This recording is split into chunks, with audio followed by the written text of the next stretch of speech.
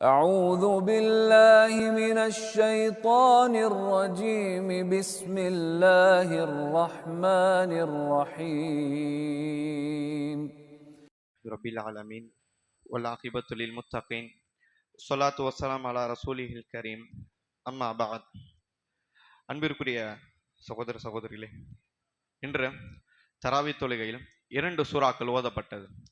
முதலாவது ரக்காத்தில் சூரத்துல் அல் அம்பியா ஆரம்பிக்கப்பட்டு அதற்கு அடுத்ததாக சூரா அல் ஹஜ் தொடங்கப்பட்டது. அன்பிற்குரிய அல்லாஹ் நல்லடியார்களே, நாம் பார்த்துள்ளோம். முதலாவதாக சூரா அல் அம்பியா. அம்பியா என்று சொன்னால் நபிமார்கள் என்ற ஒரு பெயர் இருக்கிறது. முதலாவது, அதாவது அம்பியா என்று சொன்னால் இது பன்மை, அதனுடைய ஒருமை என்ன? நபி.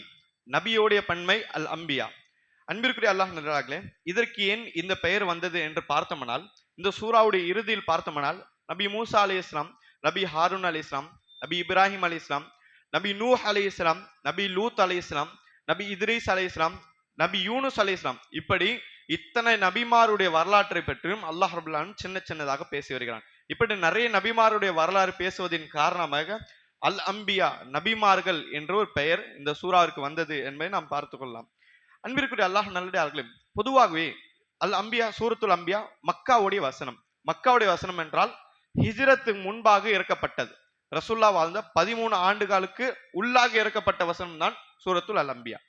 இதில் நாம் பார்த்தோம்னால் பொதுவாகவே மக்காவுடைய வசனத்தில் அதிகமாக நமக்கு கிடைக்கிற என்ற தௌஹீதுடைய வசனங்களும் இன்னும் ஷிர்க்கிலிருந்து தூரமாக இருக்கணும், இதுதான் அதிகமாக இருக்கும். நிறைய, அதாவது கிட்டத்தட்ட சொல்ல போனவென்றால் மக்காவுடைய வசனங்கள், ஹிஜ்ரத்துக்கு முன்பாக இறக்கப்பட்ட வசனத்தை எல்லாம் எண்ணி பார்த்தோம்னால் அதிகமானது தௌஹீதை பற்றி அல்லாஹ் பேசியிருப்பான்.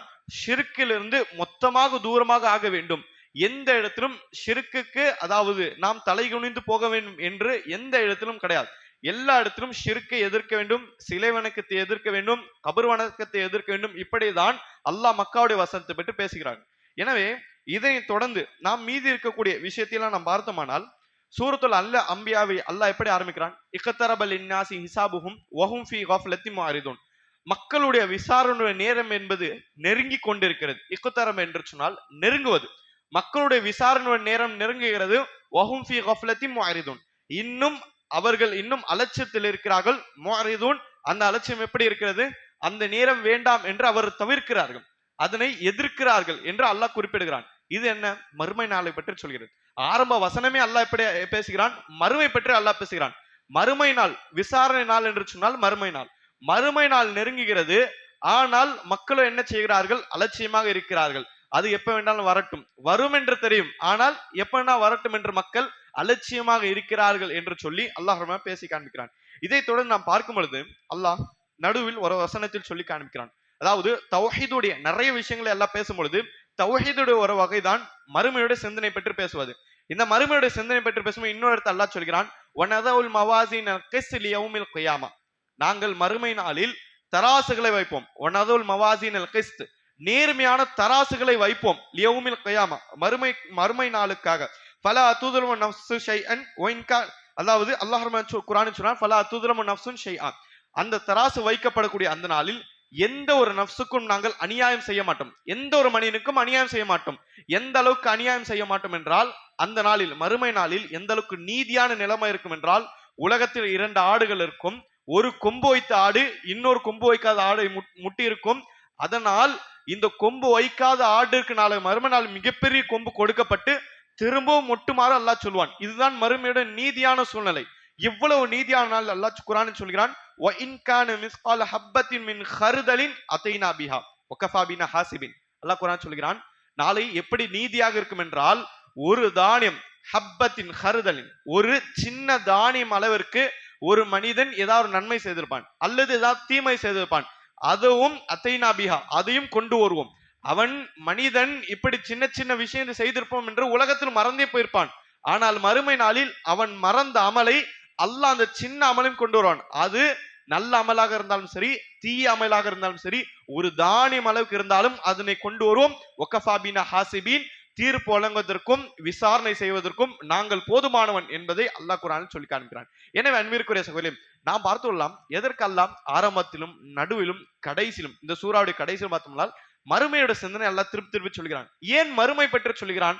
அந்த காஃபிர்கள் நினைத்து கொண்டிருந்தார்கள் மரணித்தால் மண்ணோடு மண்ணாக சென்று விடும், இவ்வளவுதான் வாழ்க்கை, உலக வாழ்க்கை இருக்கு, இந்த 60 ஆண்டு காலம் அவ்வளவுதான், மரணித்தால் முடிந்து விட்டது என்ற ஒரு நிலையில் வாழ்ந்து கொண்டு உலகத்தை எப்படி அனுபவிக்க வேண்டுமோ அப்படி அனுபவித்துக் கொள்ளலாம் என்ற ஒரு சூழ்நிலையில் இருந்தார்கள்.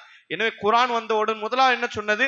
இல்லை, இந்த வாழ்க்கை அல்லாஹ்வுக்காக நீங்கள் அர்ப்பணிக்க வேண்டும், உங்களுக்காக மறுமை வாழ்க்கை இருக்கிறது என்ற ஒரு சிந்தனை அல்லாஹ் ரப்பல் ஆலமீன் குர்ஆனில் நிறைய இடத்தில் சொல்கிறான். எனவேதான் இந்த சூறாவுடைய ஆரம்பம், நடு, கடைசி 3 இடத்திலும் அல்லாஹ் மறுமையோட சிந்தனை பற்றி பேசுகிறான் என்பதை நாம் பார்த்துள்ளோம். அதை தொடர்ந்து 21வது வசனமாக அல்லாஹ் சொல்கிறான், லவ் கான ஃபீஹிமா ஆலிஹத்துன் இல்லல்லாஹு லஃபஸததா. அதாவது ஹிஜ்ரத்துக்கு முன்பாக இறக்கப்பட்ட வசனங்கள் எல்லாம் நன்றாக சிந்தித்து பார்த்தோம்னால் இந்த கயாமத்துடைய வசனங்களுக்கும் இது இல்லை என்றால் மூளை சிந்திக்க கூடிய வகையில் அல்லாஹ் சில விஷயத்தை பேசுவான். நம்முடைய மூளை அதிகமாக சிந்திக்கும். அது சாதாரணமாக மூளையை பயன்படுத்தாத மனிதராக இருந்தாலும் சரி, இப்படிப்பட்ட வசனங்கள் அவன் படித்தால் அவன் மூளையை சிந்திப்பான், மூளையை யூஸ் செய்வான். அப்படிப்பட்ட வசனம் ஒரு வசனம் அல்லாஹ் கூட சொல்லி காண்கிறான், லவ் கான ஃபீஹிமா ஆலிஹத்துன் இல்லல்லாஹு லஃபஸததா. அல்லாஹ் என்ன சொல்கிறான் என்றால், இந்த வானத்திலும் பூமியிலும் அல்லாஹ் இல்லாமல் வேறு கடவுள் இருந்தால் லஃபஸததா, அவர்கள் அழிவை ஏற்படுத்தியிருப்பார்கள். சுப்ஹானல்லாஹி ரப்பில் அர்ஷி அம்மா யசிஃபூன். அல்லாஹ் ரப்புல் ஆலமீன் இந்த ரப், இந்த அர்ஷுடைய ரப், இவர்கள் என்னெல்லாம் சொல்லுகிறார்களோ அதை விட்டு தூய்மையானவன் என்று அல்லாஹ் பேசுகிறான். என்ன? வானம் பூமி இரண்டையும் கண்ணால் காண்கிறோம், இந்த இரண்டிலும் அல்லாஹ் இல்லாமல் வேறு கடவுள் இருக்கிறார்கள் என்றால் அவர்கள் நாசம் அடைத்திருப்பார்கள். லஃபஸததா, இந்த வானத்தின் பூமியும் சேதாரம் செய்திருப்பார்கள் என்று அல்லாஹ் பேசுகிறான். அப்படி என்றால் அல்லாஹ் ரப்புல் ஆலமீன் இந்த வானத்தின் பூமியும் கண்ட்ரோல் செய்வதனால் மட்டுமே சீராக இருக்கிறது. இந்த இடத்தில் இவர்கள் சொல்லுவது நிர்வாகம் செய்ய முடியாது என்று அல்லாஹ் சொல்லி காண்பிக்கிறான். நாம் பார்த்துள்ளோம் அன்பிற்குரிய சகோதரே, வானத்திற்கு அவர்கள் என்ன சொல்லிக் கொண்டிருந்தார்கள்? வானத்திற்கு ஒரு கடவுள், பூமிக்கு ஒரு கடவுள், தாவரத்துக்கு ஒரு கடவுள், ரிசுக்கு ஒரு கடவுள், பாதுகாப்பு ஒரு கடவுள், பிள்ளை தருவது ஒரு கடவுள், இப்படி எல்லா செயல்களுக்கும் வித்தியாசமான கடவுளை வைத்திருந்தார்கள். இதை அடிப்படையாக வைத்து சொல்லப்பட்ட வாதம் என்ன? லவ்கான ஃபீஹிமா ஆலிஹத்துன் இல்லல்லாஹு லஃபஸததா. நீங்கள் சொல்வது போன்று எல்லா காரியத்திலும் தனித்தனி கடவுள் என்று சொன்னால் இந்த உலகம் நாசமாகிவிடும். எப்படி? ஒரு மரம் இருக்கிறது, இந்த மரத்தை பச்சை பசேல் என்று படைக்க வேண்டும் என்று ஒரு கடவுள் சொல்வார், இன்னொரு கடவுள் இல்லை இதை பிரவுனாக படைக்க வேண்டும் என்று சொல்வார், இன்னொரு கடவுள் ப்ளூவாக படைக்க வேண்டும் என்று சொல்வார். இப்படி நீங்கள் சொல்லுவது போன்று நிறைய கடவுள்கள் இருக்கிற என்றால் ஒரு படைப்பை படைப்பதற்கு மிகப்பெரிய கருத்து வேறுபாடுகள் முற்றி போய்விடும். எனவே இப்படிப்பட்ட நிறைய கடவுள் இருந்தால் உலகத்தை நிர்வாகம் செய்ய முடியாது. ஏன்? ஒரு நாட்டிற்கு 2 ராஜாக்கள் இருந்தாலே அந்த நாட்டை ஒழுங்காக தீர்மானம் செய்ய முடியாது, அந்த நாட்டை ஒழுங்காக நடத்த முடியாது, நாட்டில் நிறைய பிரச்சனை வரும்.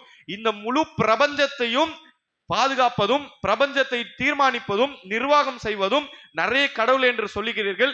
இது மூளைக்கு அப்பாற்பட்ட ஒரு விஷயம், இது மூளையால் சிந்திக்கவே முடியாது, இது ஒரு மூளைக்கு வாதமே கிடையாது என்பதை அல்லாஹ் குர்ஆனில் சொல்லி காண்பிக்கிறான். இப்படி நிறைய வசனம் நாம் பார்க்கலாம். சிலை வணக்கத்தை தரைமட்டத்துடன் தவிர்க்கக்கூடிய நிறைய வாதங்களை, மூளைத்தனமான வாதங்களை அல்லாஹ் குர்ஆனில் சொல்கிறான் என்பதை நாம் பார்த்துள்ளோம். அன்பிற்குரிய அல்லாஹ் நல்லடியார்களே, இதை தொடர்ந்து சூரா அல் அம்பியா முடிக்கப்படுகிறது. சூரா அல் அம்பியாக்கு பிறகு 22வது சூரா, குர்ஆனுடைய கணக்கில் 22வது சூறாக சூரத்துல் ஹஜ் தொடங்கப்பட்டது. சூரா அல் ஹஜ்ஜில் பார்த்தோம்னால் 2 சஜிதாக்களை நாம் கண்டோம். முதலாவது ரக்காத்தில் ஒரு சஜிதாவும், கடைசி ரக்காத்தில் 2வது சஜிதாவும் நாம் கண்டோம். இந்த சஜிதா என்றால் என்ன என்று பார்த்தோம்னால் குர்ஆனில் 14 அல்லது 15 இடங்களில் சஜிதாவுடைய ஆயத்துகள் வரும். இதில் ஒரு சின்ன கருத்து வேறுபாடு இருக்கிறது. எனவே 14 அல்லது 15 இடங்களில் சஜிதாவுடைய வசனங்கள் வரும்.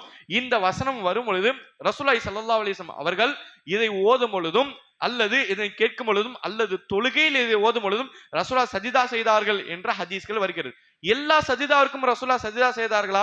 இப்படி ஹதீஸ்கள் பார்க்க முடியாது. சில சஜிதாக்களுக்கு ரசூலுல்லாஹ் செய்திருக்கிறார்கள். அதன் அடிப்படையில் குர்ஆனில் வரக்கூடிய சஜிதாவுடைய வசனம் வரும் பொழுது நாம் அதற்கு சஜிதா செய்வோம் என்பதை பார்த்து கொள்ளலாம். இது கட்டாயமான கடமையா? அப்படி கிடையாது. ஒரு மனிதன் இதனை விட்டு சென்றாலும் எந்த ஒரு தவறும் கிடையாது. ஆனால் செய்வதுதான் சிறப்பான விஷயம்.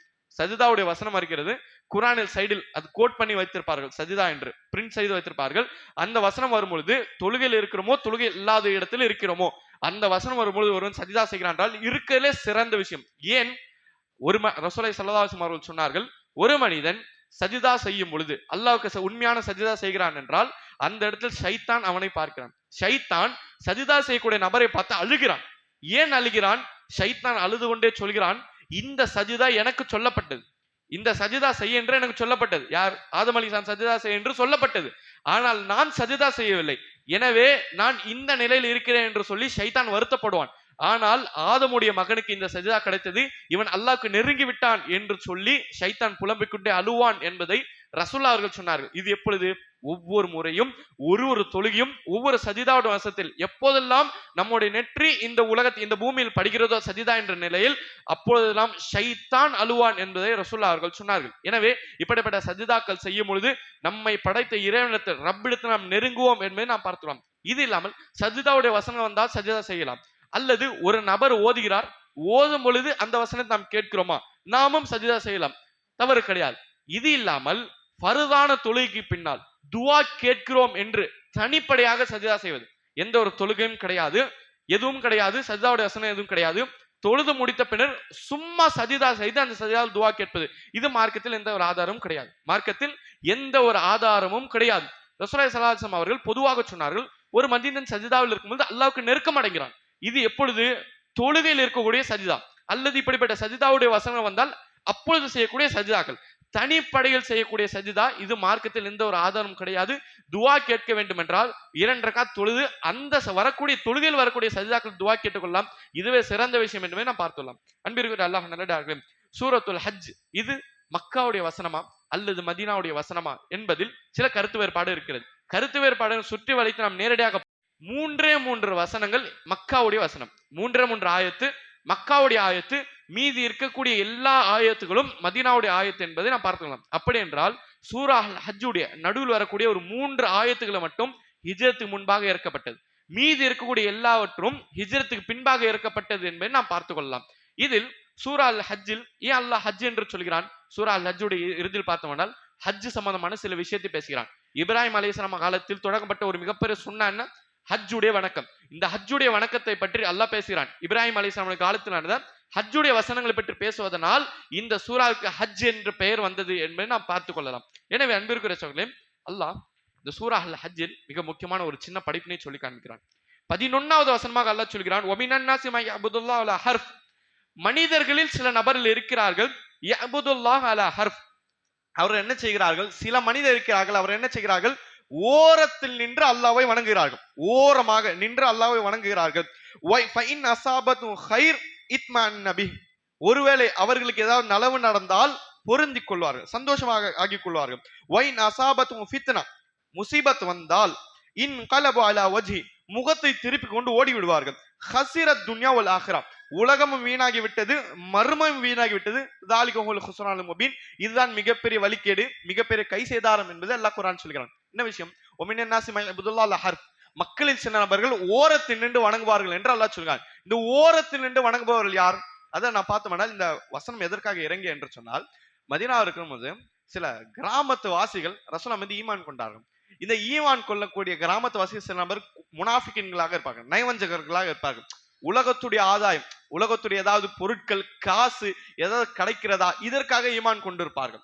இப்படிப்பட்ட சில நபர்களில் எப்படிப்பட்ட நபர்கள் இருக்கா என்றால், இஸ்லாம் கொண்டால் பெரிய பதவி வரும், நிறைய காசு கிடைக்கும், அல்லது நிறைய திருமணம் முடிக்கலாம், இப்படி நிறைய செல்வாக்கு கிடைக்கும், ஆட்சி கிடைக்கும், இப்படி உலகத்துடைய நிறைய காரணங்களுக்காக இஸ்லாம் கொண்டிருப்பார்கள் சில நபர்கள். உலகத்துடைய சில காரணங்களுக்காக இஸ்லாம் கொண்டிருப்பார்கள். வைன் அஸாபத்து கைரா, நல்லது நடந்தால், ரசூலுல்லாஹ் தரப்பில் காசு கொடுக்கப்பட்டால், போரிலிருந்து இந்த கனிமத்துடைய பொருட்கள், தங்கம் வெள்ளி அதாவது திர்ஹம் தினார் கொடுக்கப்பட்டால் இத்மஅன் நபி, சந்தோஷமாக இருப்பார்கள். வைன் அஸாபத்து ஃபித்னா, ஏதாவது முசிபத் வந்து விட்டால், முசிபத் என்றால் அதாவது எதிரிகள் வந்து சஹாபாக்களை அடிப்பது அல்லது இஸ்லாம் தாழ்ந்து விடுவது, இப்படிப்பட்ட முசிபத்து வந்தால் இன் கலபாலா வஜ்ஹி, இஸ்லாத்தை விட்டு ஓடி விடுவார்கள். அதாவது இவர்கள் ஏன் ஓரத்தின்றி இபாதத் செய்கிறார்கள் என்று அல்லாஹ் சொல்கிறார் என்றால், இவர்கள் எப்படிப்பட்ட ஓரத்தில் இருக்கிறார்கள்? குஃபருக்கும் இஸ்லாத்திற்கும் நடுவில் ஓரம், குஃபருக்கும் இஸ்லாத்திற்கும் நடுவில் இருப்பார்கள். பிரச்சனை வந்தால் அப்படியே பின்னாடி வந்து குஃபராகி விடுவார்கள், முர்த்ததாகி விடுவார்கள்.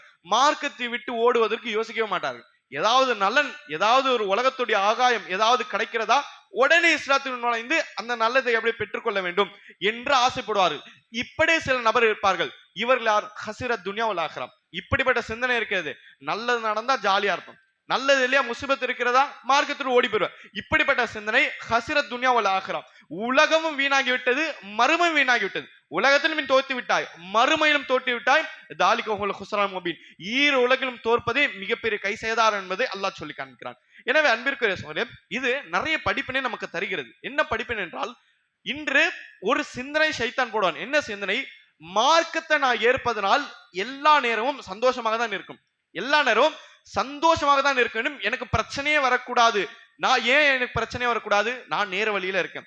இது இந்த சிந்தனை தவறு கிடையாது. இந்த சிந்தனை எப்போது தவறாகும் தெரியுமா? பின்காலத்தில் ஏதாவது பிரச்சனை வரும்பொழுது மார்க்கத்தை தவறாக நினைப்பது, இதுதான் மிகப்பெரிய பிரச்சனை. அன்பிற்குரிய அல்லாஹ் நல்லடியாளர்களே, அல்லாஹ் ரப்புல் ஆலமீன் வழிமுறைகள் ஒரு வழிமுறை என்ன தெரியுமா? இந்த உலகத்தை சோதனையால் ஓட வைப்பது.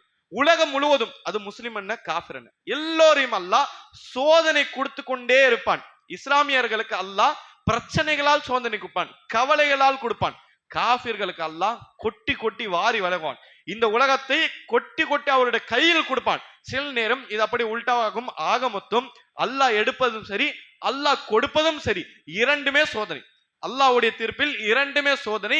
ஏதாவது ஒரு இடத்தில் இந்த சோதனை கொடுத்த அல்லாஹ் நம்மளை சோதித்து கொண்டே இருப்பான். ஆக மொத்தம் அன்பிற்குரிய சகோதரர்களே, ஏதாவது பிரச்சனை வருகிறது என்று சொல்லி அந்த முசீபத்தையும் தற்காலத்து அந்த சூழ்நிலையோ அல்லது நம்மை நாமையோ புலம்பி இப்படிப்பட்ட நேரத்தில் கவலைப்படுவதை விட, வருவது எனக்கு முசீபத், முசீபத்தை தருவதா அல்லாஹ், அல்லாஹ் ஏன் எனக்கு பிரச்சனை தருகிறான்? இதா ஹப்பல்லாஹு கௌமன் இபதலா, அல்லாஹ் ஒரு நபரை விரும்புகிறான், அல்லாஹ் ஒரு சமுதாயத்தை விரும்புகிறான் என்றால் அவர்களை சோதிப்பான். எனவே விரும்பக்கூடியவர்கள் மட்டும்தான் பிரச்சனை வரும் என்பதை நாம் புரிந்து கொள்ள வேண்டும். எனவே இதில் கிடைக்கக்கூடிய மிக முக்கியமான பாடம், அல்லாஹ் ரப்புல் ஆலமீன் நமக்கு ஒரு முசீபத்தை தருகிறான் என்றால் அந்த முசீபத் நம்மை விரும்புவதற்காக தருகிறான். இதனால் என்னுடைய இபாதத்திலும் சரி, என்னுடைய தீனிலும் சரி, என்னோட அகீதாவிலும் சரி, எந்த ஒரு பிரச்சனையும் நான் மேற்கொள்ள கூடாது என்பதை நாம் பார்த்துக் கொள்ளலாம். அன்பிற்குரிய அல்லாஹ் நல்லடியார்களே, கடைசியாக சூரா அல் ஹஜ் உடைய கடைசி வசனம் நாம் பார்த்தோம்னால், அல்லாஹ் இப்ராஹிம் அலைஹிஸ்ஸலாம் பற்றி நிறைய விஷயங்களை பேசுகிறான். இப்ராஹிம் அலைஹிஸ்ஸலாம் எப்படி எல்லாம் மக்களை ஹஜ்ஜுக்கு அழைத்தார் என்ற பேசி கடைசியில் அல்லாஹ் ரப்பல் ஆலமீன் இரண்டாவது சஜிதா வருவதற்கு முன்னால் அல்லாஹ் சின்ன விஷயத்தை பேசுகிறான். மிகவும் சின்ன விஷயம், ஆனால் ரொம்ப சிந்திக்கக்கூடிய விஷயம். அல்லாஹ் 73வது வசனத்தை அல்லாஹ் சொல்கிறான், யா அய்யுஹன்னாஸ், மக்களே, ஸூரிப மஸலுன் ஃபஸ்தமியூ லஹ், மக்களே தெரிந்து கொள்ளுங்கள். அல்லாஹ் நேரடியாக நம்ம இடத்தில் பேசுகிறான், மக்களே தெரிந்து கொள்ளுங்கள். உங்களிடத்தில் ஒரு உதாரணம் சொல்லப்படுகிறது, ஃபஸ்தமிஊ லஹு, செவி ஆயிற்று கேளுங்கள், நன்றாக கேளுங்கள் இந்த உதாரணத்தை. என்ன உதாரணம்? இன்னல்லதீன ததுஊன மின் தூனில்லாஹ், யாரெல்லாம் அல்லாஹ்வுடைய இடத்தில் இன்னொரு விஷயத்தை வைத்து வணங்குகிறார்களோ, லை யக்லுகு ஸுபாபா, ஒரு ஈயை கூட படைக்க முடியாது. வல விஜ்தமஉ லஹு, இந்த சிலை வணங்கி எல்லாம் ஒன்று சேர்ந்தாலும் சரி, ஒரு ஈயை கூட படைக்க முடியாது. வ இன் யஸ்லுபுஹும் ஸுபாப ஷைஆ, ஒருவேளை அந்த ஈ வந்து இந்த சிலைகளுக்கு முன்னால் இருக்கக்கூடிய ஏதாவது ஒரு விஷயத்தை தூக்கி சென்றாலும் சரி, லா யஸ்தன்கிதுஹு மின்ஹு, அல்லாஹ் சொல்கிறான், ஸஅஃபத் தாலிபு வல் மத்ரூம், தேடக்கூடியனும் யாரிடத்தில் தேடப்படுகிறதோ இருவரும் பலகீனமானவர்கள் என்று அல்லாஹ் பேசுகிறான். மிகவும் சிந்திக்கக்கூடிய ஒரு விஷயம். அன்பிற்குரிய அல்லாஹ் என்ன சொல்கிறான்? அல்லாஹ்வுடைய இடத்தில், வணக்கம் என்ற வரக்கூடிய இடத்தில் இன்னொருத்தரை வைக்கிறீர்களா? இந்த இன்னொருத்தரை வைக்கிறீர்களே, இவன் தான் படைத்தவன், இவன் தான் வணங்க தகுதியானவன் என்று இன்னொரு சிலையையோ, இன்னொரு மனிதனையோ, இன்னொரு மிருகத்தையோ நீங்கள் வைக்கிறீர்களே, இவர் என்ன செய்ய முடியாது? ஒரு ஈயை கூட படைக்க முடியாது. ஒரு சின்ன ஜீவராசி இந்த ஈயை கூட படைக்க முடியாது. ஒருவேளை ஒரு ஈ வந்து இவர்கள் படையலாக வைக்கப்பட்ட ஏதாவது ஒரு விஷயத்தை தூக்கி சென்றாலும் சரி, தூக்கி செல்லக்கூடிய விஷயத்தையும் தடுக்க சக்தி கிடையாது, தடுக்க சக்தி இல்லை. தனக்கு வைக்கப்பட்ட விஷயத்தை தடுக்க சக்தி இல்லை என்றால் உங்களுக்கு வரக்கூடிய பிரச்சனை எப்படி தீர்ப்பார்கள்? உங்களுக்கு ஏதாவது துவா கேட்கிறீர்கள், அந்த துவாவை எப்படி முழுமைப்படுத்துவார்கள், எப்படி பூர்த்தி செய்வார்கள்? இவர்களாலே எதுவும் செய்ய முடியவில்லை, இவர்களும் பலகீனம், நீங்களும் பலகீனம் என்று அல்லாஹ் பேசி கடைசியில் என்ன சொல்கிறான்? யா அய்யுஹல்லதீன ஆமனு ர்கஉ வஸ்ஜுது வஅ்புது ரப்பக்கும், ஈமான் கொண்ட மக்களே, நீங்கள் ருக்கு செய்யுங்கள், சஜிதா செய்யுங்கள், அல்லாஹ்வுக்கு இபாதத் செய்யுங்கள், வஃஅலுல் கைராத், இன்னும் நிறைய நன்மைகளை செய்யுங்கள், லஅல்லகும் துஃப்லிஹூன், இந்த உலகத்தில் நீங்களும் மறுமையிலும் வெற்றி பெறலாம் என்று அல்லாஹ் திருப்பி சஜிதாவை பற்றும் தொழுகையை பற்றி பேசுகிறான் என்று நாம் பார்க்கிறோம். அன்பிற்குரிய அல்லாஹ் நல்லவர்களே, இந்த சூரா அல் அம்பியாவும் சூரா அல் ஹஜ்ஜும் தன்னிடத்தில் மிகப்பெரிய நமக்கு நிறைய படிப்பினை சொல்கிறது. மிக முக்கியமாக தௌஹீதுடைய படிப்பினை. எந்த இடத்தும் தௌஹீத், ஓரிரை வணக்கம் என்பதை விட்டுவிடவே கூடாது. இந்த உலகத்துடைய பிரச்சனையாக இருக்கட்டும், எந்த ஒரு பிரச்சனையாக இருக்கட்டும், எந்த இடத்தும் தௌஹீதை விட்டுவிடவே கூடாது. நாளை மறுமை நாளில் மிக முக்கியமாக கேட்கப்படக்கூடிய ஒரு கேள்வி, என்னை மட்டும் வணங்கினாயா என்னுடைய இடத்தில் இன்னொருவனை வைத்தாயா என்ற மிகப்பெரிய கேள்வி அல்லாஹ் எல்லா மனிதத்தையும் கேட்பான், எல்லா ஜின்களுத்தையும் கேட்பான். அந்த இடத்தில் இந்த கேள்விக்கு பதில் சொல்லிவிட்டால் மீதி இருக்கக்கூடிய விஷயங்கள் எல்லாம் எளிதாகிவிடும் என்பதை நாம் பார்த்துக் கொள்ளலாம். அல்லாஹ் ரபுல் ஆலமீன் இம்மையிலும் மறுமையிலும் வெற்றி பெறக்கூடிய பாக்கியத்தை உள்ள ரஹ்மான் நம் அனைவருக்கும் நசீப் செய்வானாக. வாஹிர் தவானா அனில் அல்ஹம்துலில்லாஹி ரப்பில் ஆலமீன் என்று அல்லாஹ் சொல்கிறான். ஸஅஃபத் தாலிபு வல் மத்ரூம், தேடக்கூடியனும் யாரிடத்தில் தேடப்படுகிறதோ இருவரும் பலகீனமானவர்கள் என்று அல்லாஹ் பேசுகிறான். மிகவும் சிந்திக்கக்கூடிய ஒரு விஷயம். அன்பிற்குரிய அல்லாஹ் என்ன சொல்கிறான்? அல்லாஹ்வுடைய இடத்தில் வணக்கம் என்ற வரக்கூடிய இடத்தில் இன்னொருத்தரை வைக்கிறீர்களா? இந்த இன்னொருத்தரை வைக்கிறீர்களே, இவன் தான் படைத்தவன், இவன் தான் வணங்க தகுதியானவன் என்று இன்னொரு சிலையையோ இன்னொரு மனிதனையோ இன்னொரு மிருகத்தையோ நீங்கள் வைக்கிறீர்களே, இவர் என்ன செய்ய முடியாது? ஒரு ஈயை கூட படைக்க முடியாது. ஒரு சின்ன ஜீவராசி இந்த ஈயை கூட படைக்க முடியாது. ஒருவேளை ஒரு ஈ இவர்கள் படையலாக வைக்கப்பட்ட ஏதாவது ஒரு விஷயத்தை தூக்கி சென்றாலும் சரி, தூக்கி செல்லக்கூடிய விஷயத்தையும் தடுக்க சக்தி கிடையாது. தடுக்க சக்தி இல்லை. தனக்கு வைக்கப்பட்ட விஷயத்தை தடுக்க சக்தி இல்லை என்றால் உங்களுக்கு வரக்கூடிய பிரச்சனை எப்படி தீர்ப்பார்கள்? உங்களுக்கு ஏதாவது துவா கேட்கிறீர்கள், அந்த துவாவை எப்படி முழுமைப்படுத்துவார்கள், எப்படி பூர்த்தி செய்வார்கள்? இவர்களாலே எதுவும் செய்ய முடியவில்லை. இவர்களும் பலகீனம், நீங்களும் பலகீனம் என்று அல்லாஹ் பேசி கடைசியில் என்ன சொல்கிறான்? யா அய்யுஹல்லதீன ஆமனு கவு வஸ்ஜுது வஅபுது ரப்பக்கும், ஈமான் கொண்ட மக்களே, நீங்கள் ருக்கு செய்யுங்கள், சஜிதா செய்யுங்கள், அல்லாஹ்வுக்கு இபாதத் செய்யுங்கள், வஃஅலுல் கைராத், இன்னும் நிறைய நன்மைகளை செய்யுங்கள், லஅல்லகும் துஃப்லிஹூன், இந்த உலகத்தில் நீங்களும் மறுமையிலும் வெற்றி பெறலாம் என்று அல்லாஹ் திருப்பி சஜிதாவை பற்றும் தொழுகையை பற்றி பேசுகிறான் என்று நாம் பார்க்கிறோம். அன்பிற்குரிய அல்லாஹ் நல்லவர்களே, இந்த சூரா அல் அம்பியாவும் சூரா அல் ஹஜ்ஜும் தன்னிடத்தில் மிகப்பெரிய நமக்கு நிறைய படிப்பினை சொல்கிறது. மிக முக்கியமாக தௌஹீதுடைய படிப்பினை. எந்த இடத்தும் தௌஹீத், ஓரிரை வணக்கம் என்பதை விட்டுவிடவே கூடாது. இந்த உலகத்துடைய பிரச்சனையாக இருக்கட்டும், எந்த ஒரு பிரச்சனையாக இருக்கட்டும்,